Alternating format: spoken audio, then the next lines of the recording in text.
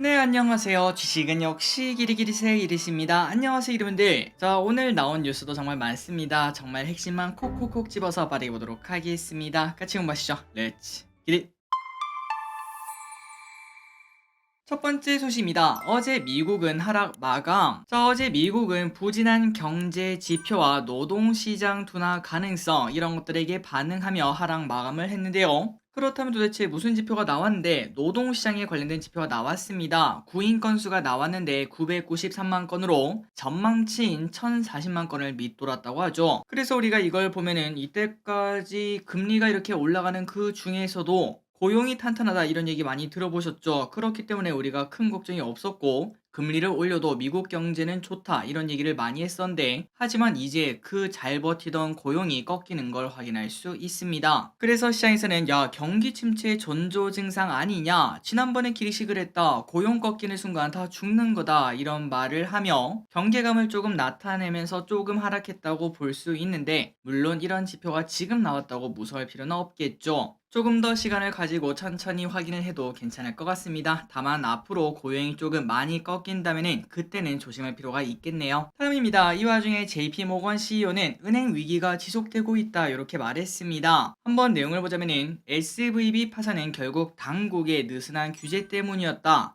어떻게 보면 트럼프를 때리는 걸까요? 뭐 이렇게 말을 했고요. 그리고 더 중요한 거는 SBB 파산 이게 터질 때까지 아무도 몰랐었다는 거 이게 진짜 중요하다고 합니다. 전조 증상이 없었다는 거겠죠. 그래서 JP모건 CEO는 다른 곳도 이런 식으로 우리가 지금 모르고 있을 뿐 언제 터질지 모른다 이렇게 여전히 불씨가 남아있다 말을 한 걸 확인할 수 있고 그리고 중요한 거는 지금 같은 상황에서 은행에 규제가 들어가게 되면은 은행은 대출 조건을 강화할 수밖에 없습니다. 그리고 그 결과 은행 리스크는 잠잠해지게 만들 수 있겠지만 하지만 시장에서 돈이 묶이게 되니까 침체가 또 나타날 수도 있겠죠. 그러니까 지금 상황이 녹록지 않다는 걸 볼 수 있습니다. 이러지도 저러지도 못하는 그 중간 어딘가를 잘 해야 되는데 그게 쉬울까라는 이야기를 해볼 수 있다는 거겠죠. 그래서 결국은 JP모건 CEO가 말하는 거는 앞으로 어떤 일이 생길지 모르니까 조심하자 이게 포인트인 것 같습니다. 다음입니다. 삼성전자 돈 때려 부어요. 어제 장 마감 후 대통령이 삼성 디스플레이에 방문했다 이런 소식이 등장을 했습니다. 그리고 삼성전자는 OLED에 4조 원을 투입한다 이렇게 언급을 했는데요. 그래서 오늘 시장에서는 디스플레이가 장 초반 급등하는 모습을 나타내고 덩달아 반도체도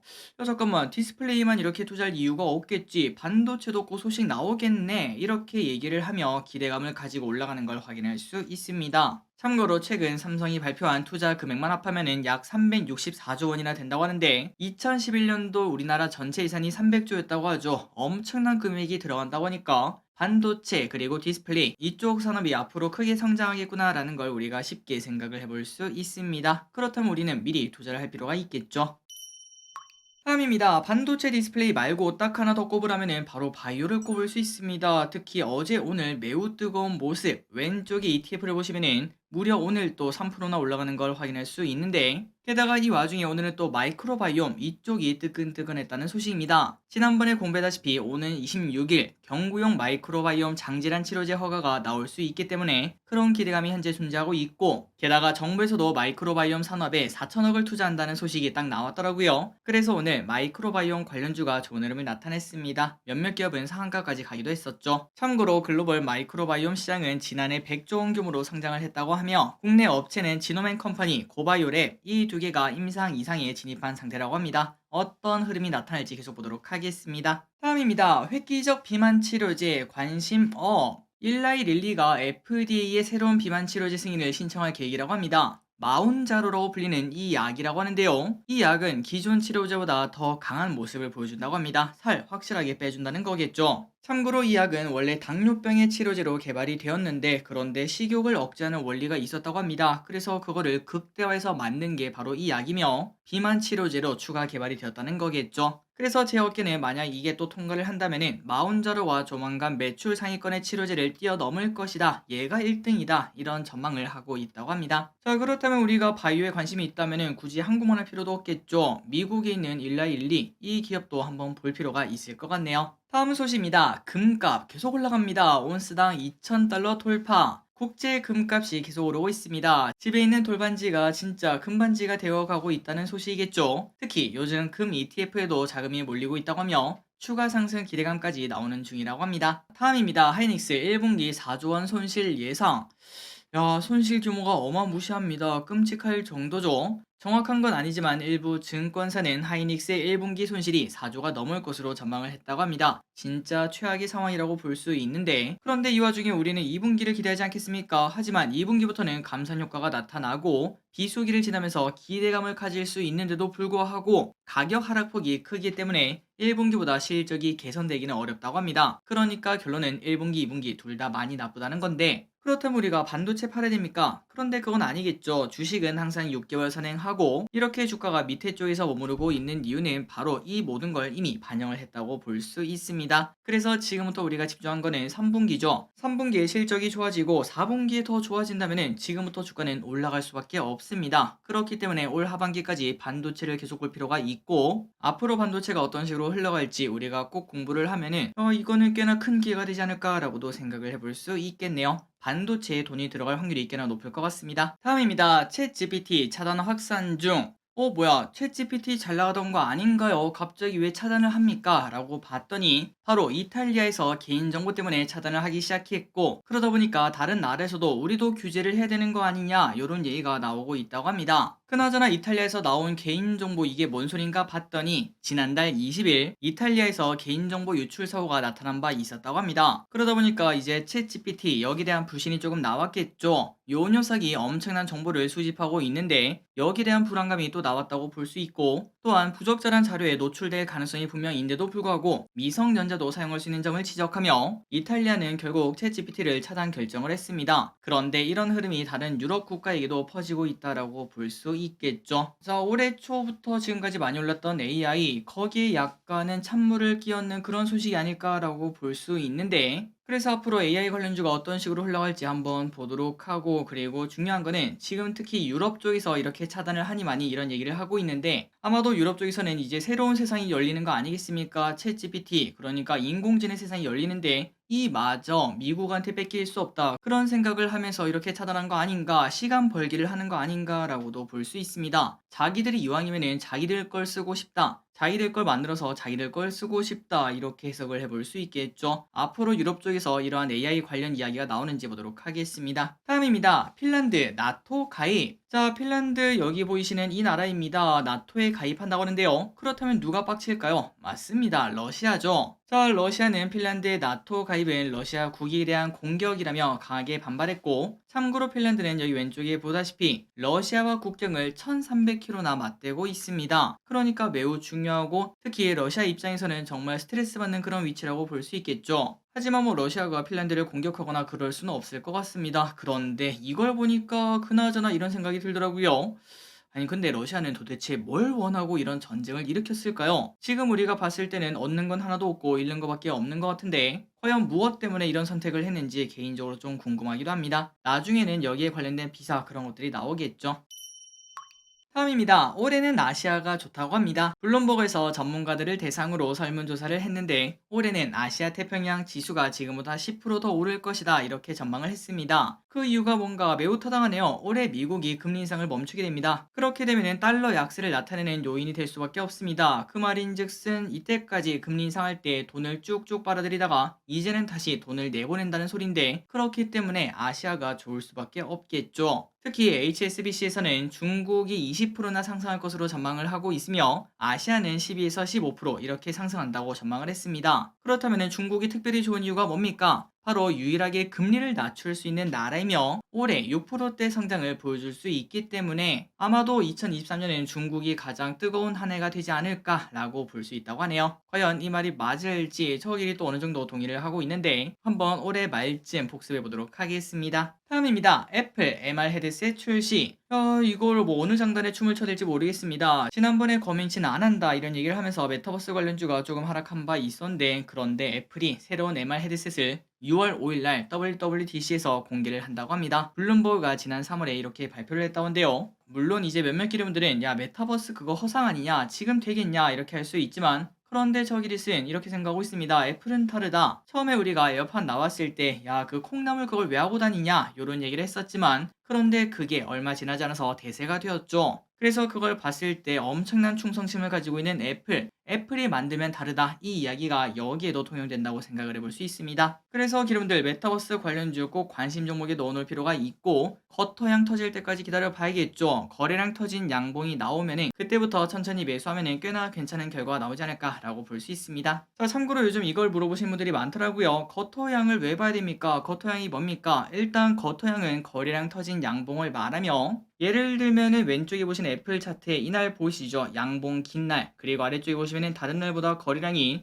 거의 2배 가까이 많은 걸 확인할 수 있습니다. 그래서 이런 식으로 양봉도 길고, 그러니까 상승도 많이 했고, 게다가 그 와중에 거래량까지 전일, 그 다음에 전전일 비해서 뭐 2배, 3배, 많게는 10배, 20배 이런 식으로 터지는 날이 있죠. 그때는 대개 시장에서 미인주로 꼽힌, 그러니까 시장의 시선이 한 번에 집중된 날이라고 볼 수 있기 때문에 그만큼 앞으로의 흐름도 괜찮은 확률이 꽤나 높다고 볼 수 있습니다. 물론 겉터양이 터진다고 무조건 올라가는 건 아니지만, 하지만 이렇게 말할 수는 있겠죠. 올라가는 기업들 치고 겉터양이 없는 기업은 없습니다. 그렇기 때문에 우리가 미리미리 공부해놓고, 야, 이 기업은 진짜 좋은 기업이다 라고 생각하면 그냥 바로 사는 게 아니라, 그 기업을 사고 한 달 만에 오르면 그나마 다행이지만 한 1년 뒤에 오르는 경우도 있지 않겠습니까? 그러면은 기회비용이 좀 아까우니까 관심 종목에만 넣어놓고, 아니면은 그 보초병만 좀 보내놓고 겉터양이 터지면은 그때부터 들어가는 게 조금 더 효율적이다, 이렇게도 볼 수 있기 때문에 저기릿은 겉터양을 가장 중요시 보고 있습니다. 자, 다음입니다. ELS가 급증하고 있다는 소식. 이게 나쁜 소식은 아닙니다만, 요즘 ELS 발행이 석 달 만에 2.3조 원이나 급증을 했다고 합니다. 참고로 ELS란 주가 연계 증권이라는 걸 말하는데요. 계약 만기까지 주가지수나 특정 종목의 주가 등 기초 자산이 정해진 라인 밑으로만 하락하지 않으면 수익을 주는 상품이라고 보시면 될 것 같습니다. 그러니까 증시가 막 급락하지 않는 이상 우리는 그 확정 수익을 얻을 수 있는, 세상이 평화로우면 무조건 수익을 얻는 그러한 상품이라고 보시면 될 것 같습니다.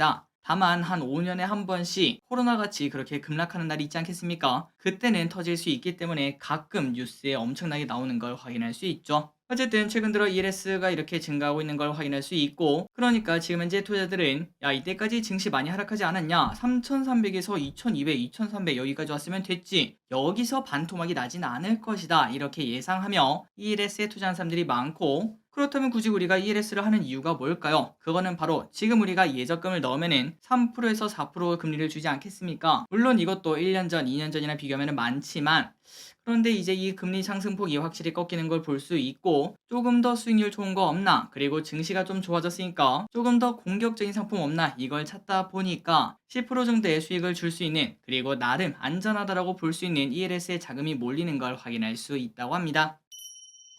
다음입니다. 요즘 명동이 살아나고 있다는 소식. 코로나가 터지고 진짜 폭망했다는 명동. 하지만 이제는 다시 살아나는 모습이 나타나고 있으며, 여기를 찾는 상당수의 외국인은 화장품 쇼핑백을 들고 있다고 합니다. 개인적으로 저 길에 명동을 2번인가 3번인가 가봤던 것 같은데, 명동 하면 기억나는 게 그거밖에 없습니다. 네이처 리퍼블릭인가요? 그 초록색 풀떼기로 덮여있는 건물. 그 건물이 기억나는데 아직도 있는지 잘 모르겠습니다. 어쨌든 CJ 올리브영에 따르면은 지난달 명동 5개 매장 매출을 분석한 결과 외국인 매출이 전년 대비 30배 정도 증가한 수준이라고 합니다. 확실히 증가를 했다는 거겠죠. 그래서 개인적으로 이제는 다시 코로나 전으로 다들 돌아갈 수밖에 없는데, 만약에 내가 사업을 하는 사람이라면 뭘 해야 될까라고 고민하니까 외국인 관광객을 대상으로 하는 그런 걸 해야 되지 않을까라는 생각이 들더라고요. 어쨌든 우리나라를 찾는 외국인이 갈수록 늘어난다고 합니다. 다음입니다. 지금 서학개미는, 가끔 저는 이게 항상 궁금합니다. 남다른 정보력을 가지고 빠르게 투자하는 서학개미 분들은 어디에 투자하고 있을까? 자, 최근 한 달간 서학개미 분들의 픽을 봤더니 1등은 미국 장기채 3배 레버리지 ETF라고 합니다. 왼쪽에 있는 게 바로 이건데, 최근 한 달이면은 이거 바닥권에서 잘 샀다고 볼 수 있겠죠. 최근 들어 많이 올랐습니다. 지금 보니까 진짜 잘 샀다라고 볼 수 있고, 그리고 2등은 VOO라는 ETF인데 S&P 500 지수를 추종하는 ETF라고 합니다. 다음으로 3등, 4등은, 야, 이거는 야수네요. 퍼스트 리퍼블릭 은행. 얼마 전에 망하니 많이 그런 얘기가 나왔던 그 친구를 많이 샀고, 그리고 테슬라를 순서대로 많이 샀다고 합니다. 다음입니다. 2년 반에서 7개월로 바뀐 게 있다고 합니다. 이게 뭘까요? 자, 바로 국산차의 출고 기간인데 현대차, 기아, 제네시스의 예상 납기표를 보면은 이제 내연기관차는 평균 3주에서 길어야 7개월 이 정도면은 받을 수 있게 확실하게 많이 줄어든 걸 확인할 수 있습니다. 물론 이 와중에 하이브리드와 전기차는 조금 더 시간이 걸리지만 그래도 인도 기간은 최장 10개월밖에 안 된다고 하네요. 자, 예전에 분명 뭐 전기차나 하이브리드 살려면은 뭐 2년 기다리니 많이 이런 얘기가 있었죠. 하지만 그게 전부 다 해소가 된 걸 확인할 수 있고 특히 제네시스 세단은 1개월에서 2개월 그리고 SUV는 3개월에서 7개월이면 인도가 가능하다고 합니다. 한 1년 전만 하더라도 GV80 요 녀석 가솔린 모델은 작년 말에 대기기간이 30개월인가 이걸 살려면은 30개월을 기다렸어야 됐는데 이제는 7개월까지 줄어들었고 이렇게 된 이유는 금리가 많이 올라가면서 차를 이제 받기 전에 취소한 사람들이 많아졌으며 또한 최근 들어 반도체 공급이 정상화되면서 수급난이 완화가 되었다고 합니다. 조금만 더 기다리면은 이제 자동차들 대부분은 한 달 이내에 받을 수 있을 것 같고 그리고 그때가 되면은 완성차 업계들 할인 프로모션을 많이 할 수밖에 없겠죠. 만약에 차를 산다면은 그때 사는 게 가장 유리하다고 볼 수 있습니다. 다음입니다. 현대 기아차 공장 가동률 100%. 야, 진짜 없어서 못 돌린다라고 볼 수 있겠죠. 현대 기아 LCO가 높아지며 현대 기아차의 공장이 쉴 새 없이 돌아가고 있다고 합니다. 그러니까 당연히 실적이 대박이겠죠. 올해 1분기 사상 최대 실적이 예상이 된다고 합니다. 자, 이달 현대차의 국내 공장 가동률은 101%이며 미국은 95%, 유럽은 91%로 중국을 제외한 다른 공장들은 90% 이상을 회복을 했다고 합니다. 게다가 기아차의 국내 공장 가동률은 105%로 현대차보다 높으며 미국 내 재고일 수는 28일, 지난달 판매 인세는 568달러로 업계 최저 수준으로 진짜 호황이라고도 볼 수 있겠죠. 자, 혹시나 여러분들 중에서 알고 계시는 분들은 이거 알려주시면 감사하겠습니다. 국내 공장 가동률이 105%라고 나와 있던데 105%면은 이게 옆 공장 빌려서 한 건 아니지 않겠습니까? 그런데 이게 어떻게 105%가 나올 수 있는지 혹시나 이게 뭐 야근을 해서 돌려서 이렇게 나온 건지 알고 계신 분들은 알려주시면 감사하겠습니다. 어쨌든 증권가는 올해 1분기 실적을 현대와 기아를 합쳐 매출액 35조 원, 영업이익 4.5조를 예상하고 있고 이는 역대 1분기 최대 실적이라고 합니다.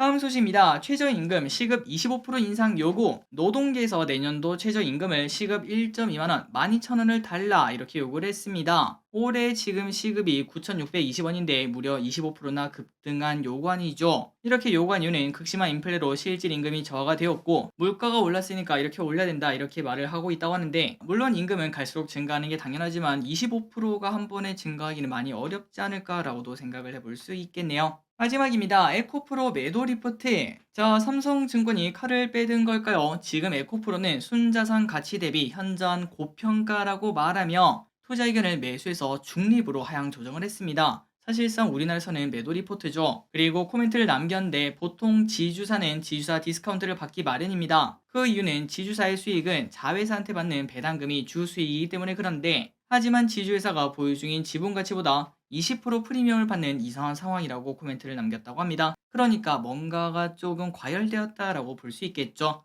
다만 이 와중에 목표 주가는 38만원으로 상향 조정하긴 했지만 그런데 지금 가격은 50만원 위니까 고평가다라고 말하는 걸 확인할 수 있고 그런데 이 와중에 조금 웃긴 거는 이 와중에 오늘 이런 리포트가 나온데도 불구하고 8%나 급등하고 마무리가 되었습니다. 자, 오늘의 공부 여기까지 끝났습니다. 항상 이렇게 같이 공부해서 진심으로 감사합니다. 지금까지 기리셨습니다. 빠이요.